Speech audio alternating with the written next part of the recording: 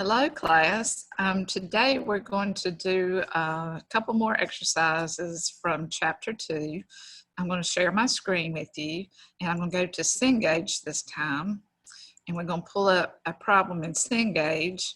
And today we're going to be looking at exercise 11, exercise 13, and exercise 15.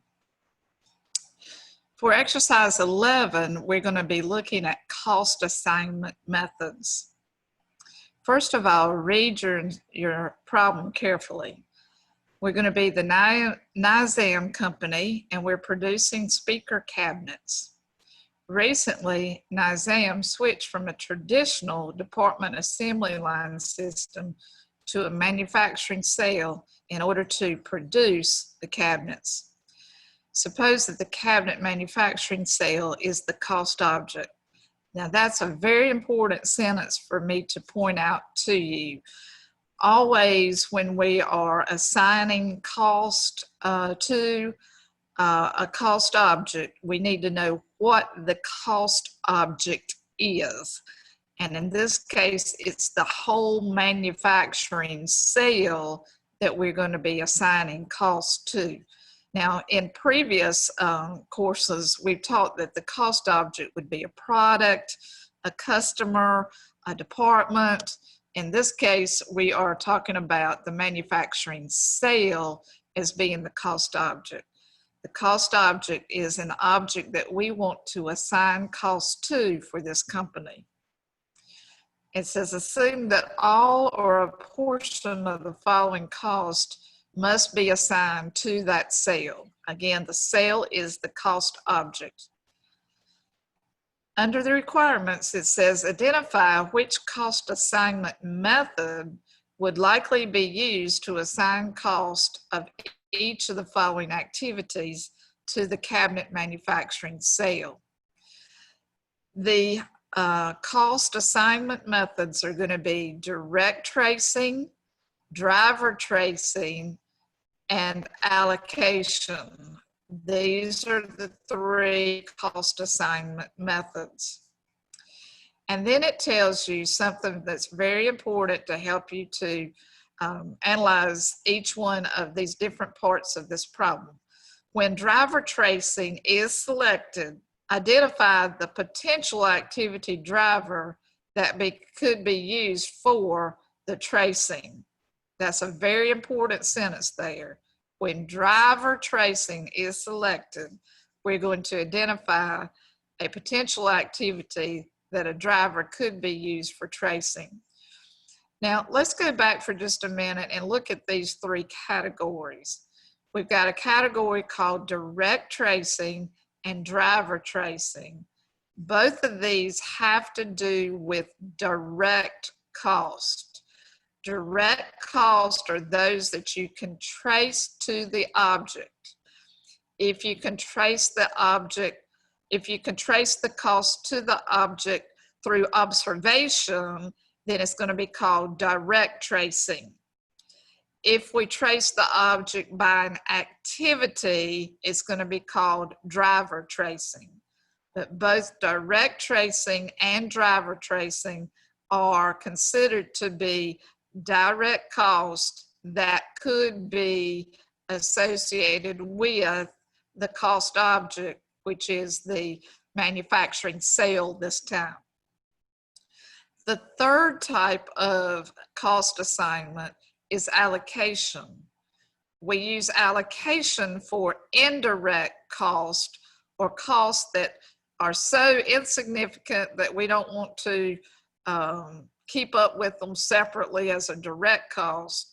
So indirect costs are costs that you cannot necessarily trace to a product. And so we'll use allocation for those items. And again, I want to emphasize to you that it says when the driver tracing method is selected, you're going to identify the potential activity driver that could be used for tracing. If the driver direct tracing, or allocation is selected, choose no potential driver from the second column drop-down box.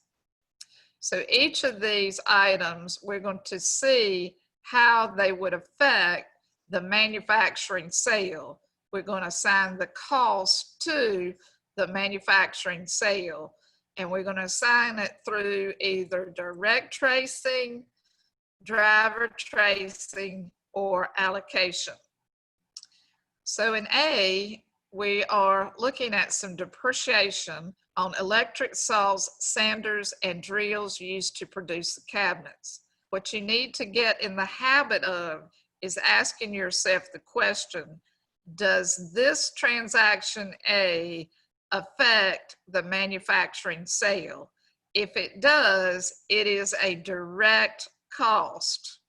And so we will associate it with either direct tracing or driver tracing, depending on which one of these it will affect. So depreciation on electric saws, sanders, and drills can be physically observed with the cost object, the manufacturing sale.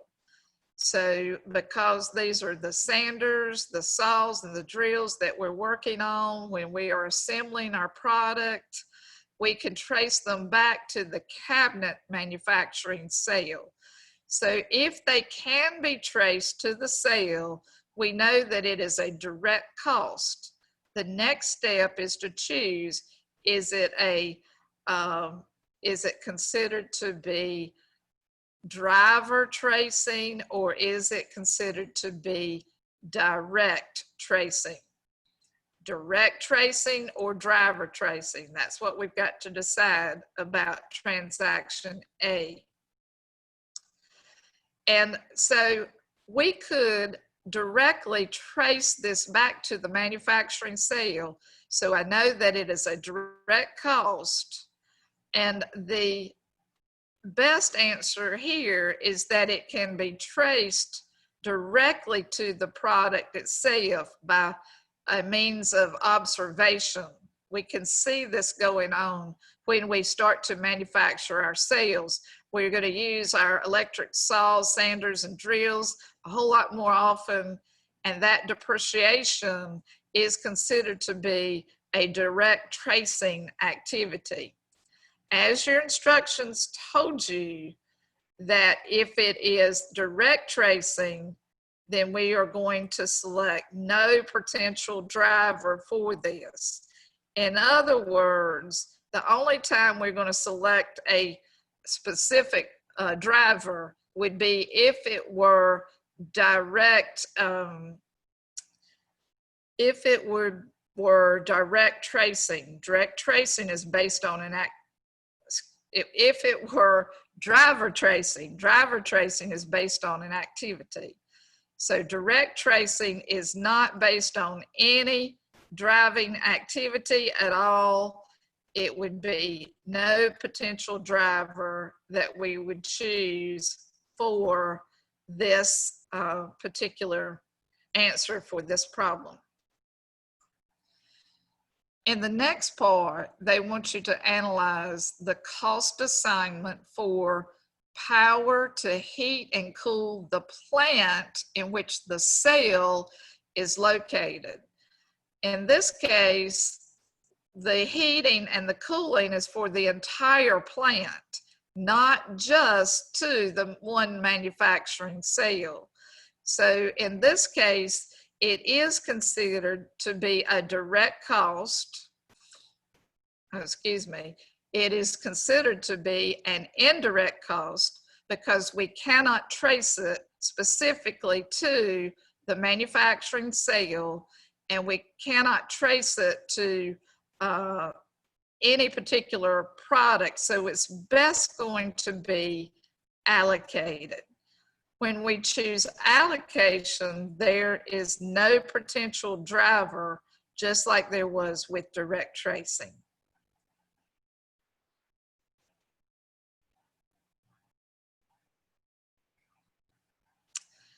The next cost that we're going to analyze is the salary of the sales supervisor. Notice that says the sales supervisor. So we should be able to trace this salary straight to the manufacturing sale. And so this would be called direct tracing, because it is a direct cost. We can physically trace this to the manufacturing sale. And because it is direct tracing, our instructions told us that there would be no potential driver.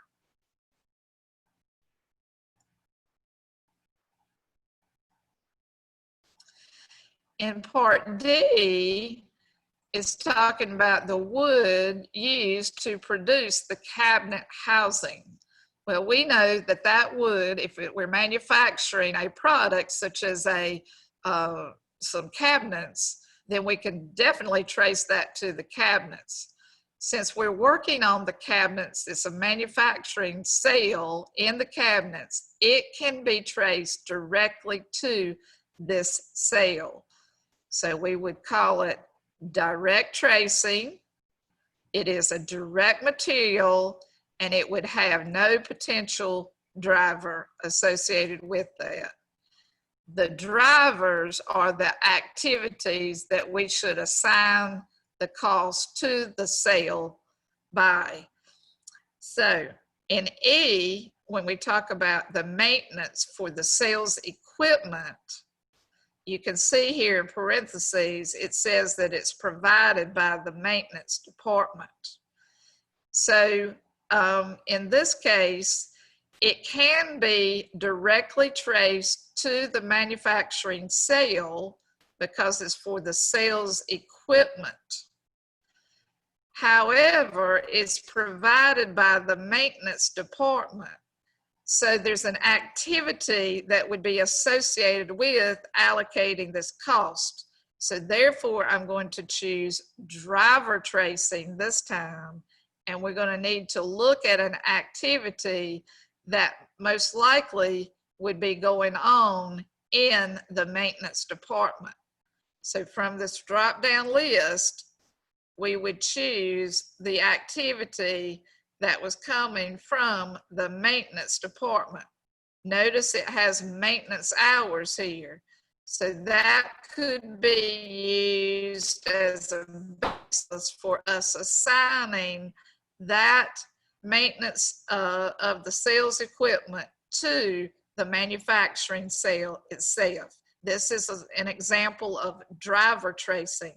It's still a direct cost of the manufacturing sale, but it's best assigned a cost through driver tracing.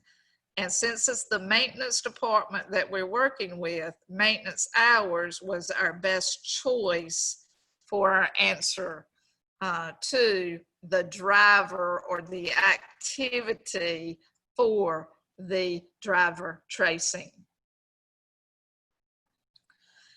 In F, they're talking about labor used to cut the wood and to assemble the cabinets. This labor we could trace directly back to the cost object, which is the manufacturing sale. So I know it's a direct cost, and if it's a direct cost, I've got to choose either direct tracing or driver tracing. The best answer here is direct tracing. It wouldn't have an activity that is associated with this.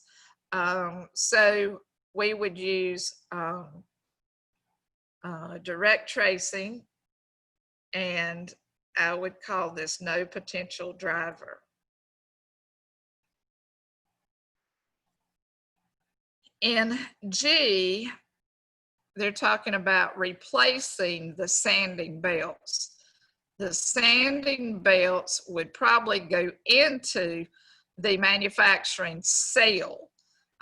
We would take the sanders and we would replace the sanding belts on those sanders that we're working with directly in the manufacturing sale. So I know that it's a direct cost, so I can rule out allocation, and then I need to decide whether it's direct tracing or driver tracing. This is best the replacement of sanding belts is best traced or best assigned the cost through direct tracing. And if you choose direct tracing, there is no potential driver, as our instructions told us. The cost of janitorial services for the plant, okay? The cost object in this case is the plant. Well, we've selected our manufacturing sale as our cost object. So this one is best allocated because janitorial services would be indirect labor, which means it's an indirect cost, and indirect costs are allocated. And since it's allocated, our instructions told us to choose no potential driver for that type of cost. In the next transaction, we've got ordering cost for materials that are used in production. Notice it says the cost are for materials that we're going to use in production. So we could trace that to our manufacturing sale. Since it's a direct cost, it can be traced to the manufacturing sale. We need to choose between direct tracing and driver tracing. In this case, we've got ordering cost for the materials, and the best way to trace or to assign the cost to that ordering cost is to use the number of orders to assign it to. So this is going to be driver tracing. Again, driver tracing is a direct cost. We can trace it to production, which is a part of the manufacturing sales cost object. We can trace it back to the cost object, the manufacturing sale. And because it's a driver, we're going to choose an activity that would closely fit this transaction. Since we're talking about ordering cost, we're going to choose the number of orders as our activity for our driver tracing. In J, the salary of the industrial engineer, and then in parentheses, it tells us that she spends about 20% of her time on work for the sale. So because they got that in parentheses there, you can see that they could trace at least 20% of her stuff to the manufacturing sale. Since it's traceable, it will either be a direct cost or a driver cost. The best answer here is that it's a driver cost, and we will use driver tracing, and we would choose the best answer.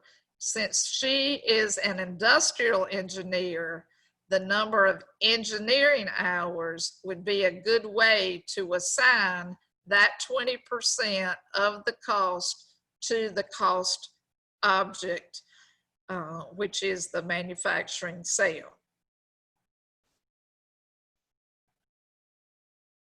The cost of maintaining plant and grounds, all right? This is a cost for the entire company. You can't necessarily trace that back specifically to the manufacturing sale. So the best thing that we can use here is allocation. And as our instruction says, if we choose allocation, there's going to be no potential driver. The cost of the plant's personnel office. On this one, we really have to think about what personnel would do. They would be in charge of hiring the people in the plant, and that's going to be the factory, or that's going to be where the manufacturing takes place. So in this case, we probably would choose driver tracing because it is a direct cost. We could trace the fact that the personnel office has to help us with the manufacturing sale itself. That will make it a direct cost. Driver tracing would probably be best because there would probably be an activity that we could associate with assigning the cost of the plant's personnel office to the cost object. That activity would be based on the number of employees that are in the cell itself or in the plant even. But then you could spin it off and say, oh, I could trace it back to the cost object by taking the number of employees and using that as an assignment base for the cost of the plant's personnel office. On M, we're talking about depreciation again, but this time it's just on the plant itself. So we can't specifically trace that back to our manufacturing sale. So the best method of cost allocation or assignment of cost would be the allocation of the cost. And since it's an allocation of cost, our instructions told us that there was no potential driver. In N, we're looking at the plant receptionist salary and benefits. Well, that probably doesn't have anything to do with the manufacturing sale. So again, I would use allocation for that and no potential driver. And that's all there is to this particular problem. In the next two problems, I have an Excel spreadsheet that I want to share with you. So bear with me just a minute and I'll go to another screen and I'm going to share with you the Excel spreadsheet. And I want to pick up the one for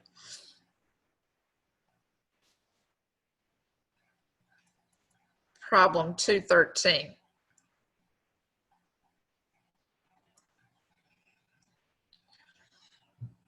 So you should be able to see exercise 213 now. And 213 I've just copied into Excel and we're going to analyze this particular problem. First of all, we're going to be the Wyandotte Company, and we have been provided with the following information for the last calendar year. They give you the beginning inventory of materials, and they give you the ending inventory of the materials. Notice this is kind of set up funny. I don't know if they deliberately did that to try to trick you up or what, but in this problem, what they're wanting you to do is they're wanting you to calculate the total cost of the direct materials that are used in production. And so you remember there's a formula for that, and we usually put this in the cost of goods manufactured statement, and that formula is beginning direct materials inventory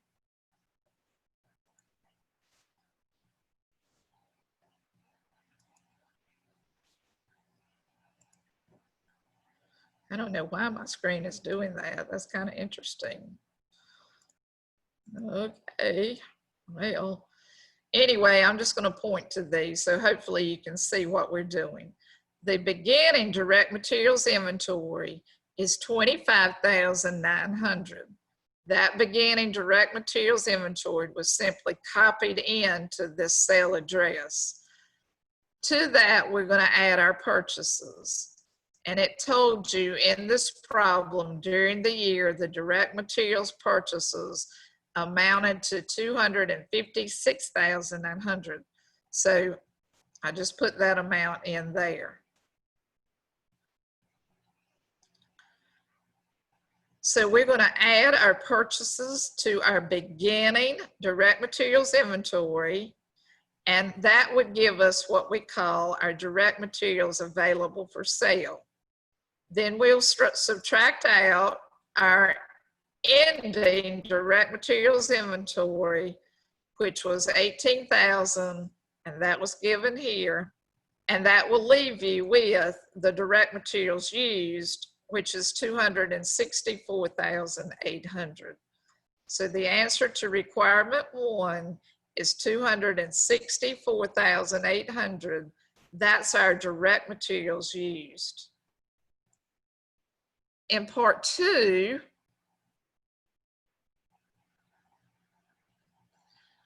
they're asking you to calculate the cost of goods manufactured. And again, I don't know why that's highlighted there, but it is. But we're looking at cost of goods manufactured. To find the cost of goods manufactured, I'm going to start with my direct materials used.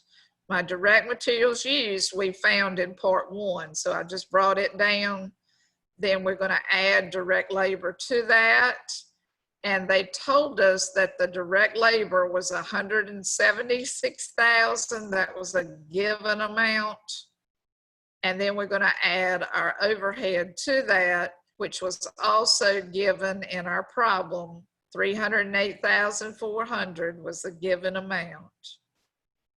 All of these costs combined together would give you the total manufacturing cost.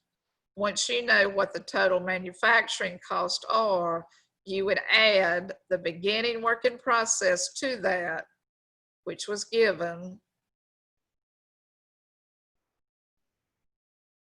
Your beginning work in process was 44,700, and then you would subtract out your ending work in process, which was also given at 22,700. So the cost of goods manufactured is 771,200. In the second requirement, they had 2 parts.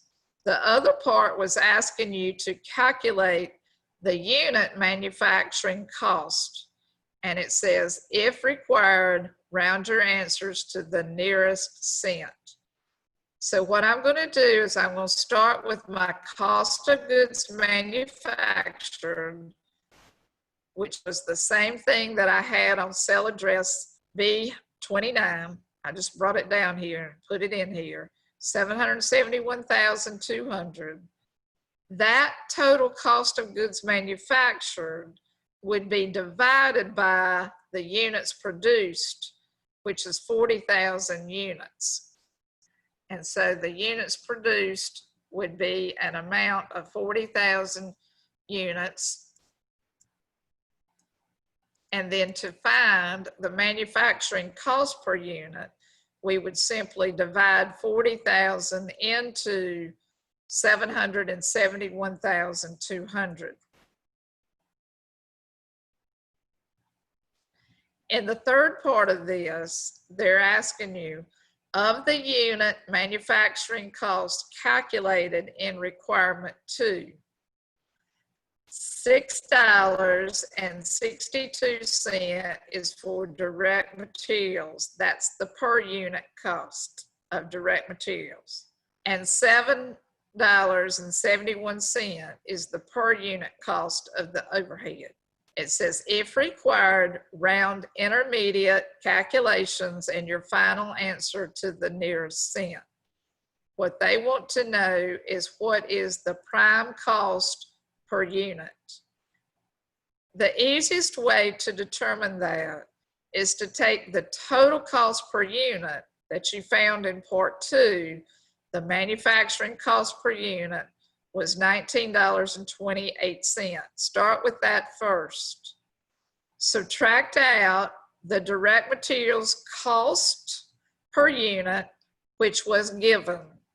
That direct materials cost per unit was given right here in part of the requirement instructions for number 3, it's $6.62. So that amount is given. Then I would subtract out my overhead cost.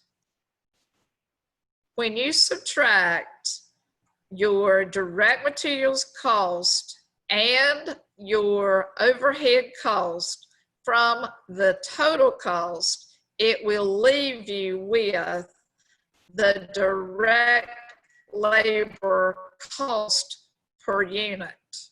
The direct labor cost per unit would be added to the direct materials cost per unit, which was given to give you the prime cost per unit.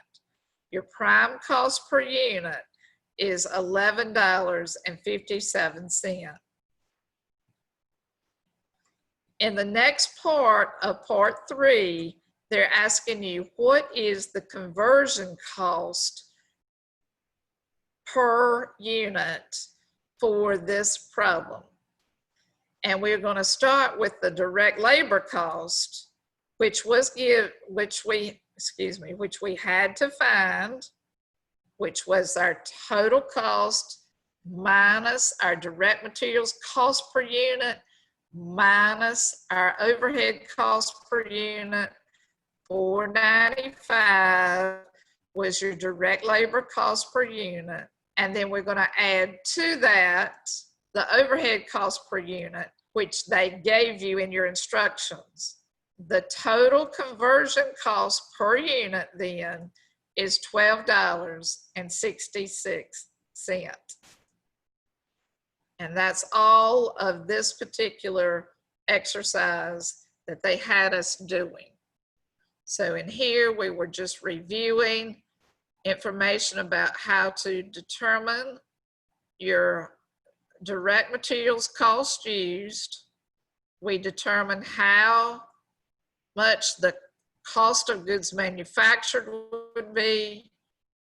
And then we determined what our prime cost per unit was and our conversion cost per unit. So some of this is review. Hopefully all of it's review for you, but I wanted to continue to talk to you about that so it'll be fresh in your mind.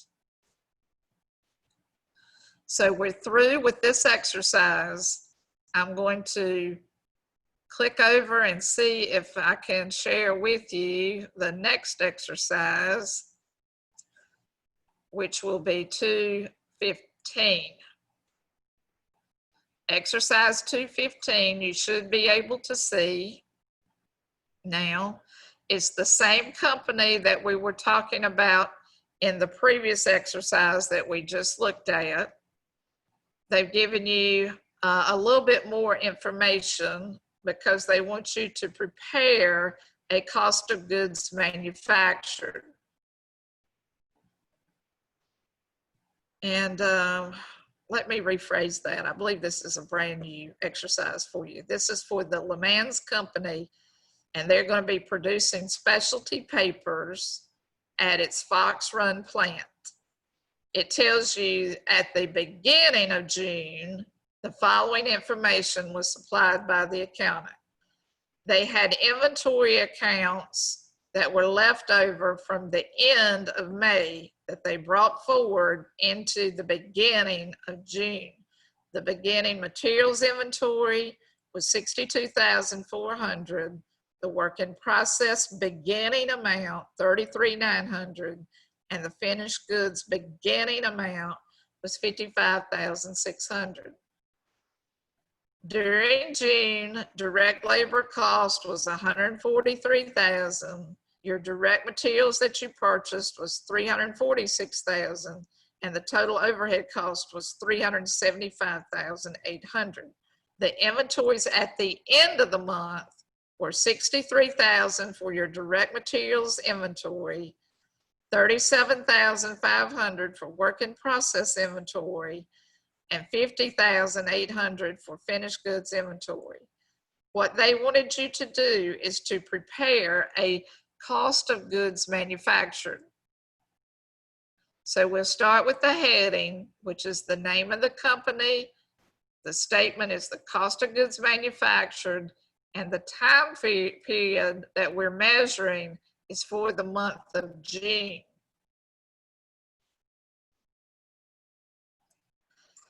We start the cost of goods manufactured with determining our direct materials used. We start with the direct materials beginning inventory amount. We're going to add purchases to that. The beginning inventory amount, again, came from right here. Our purchases amount came from right here. You're going to add the two of these together to get your total materials that you have available to use during this time period.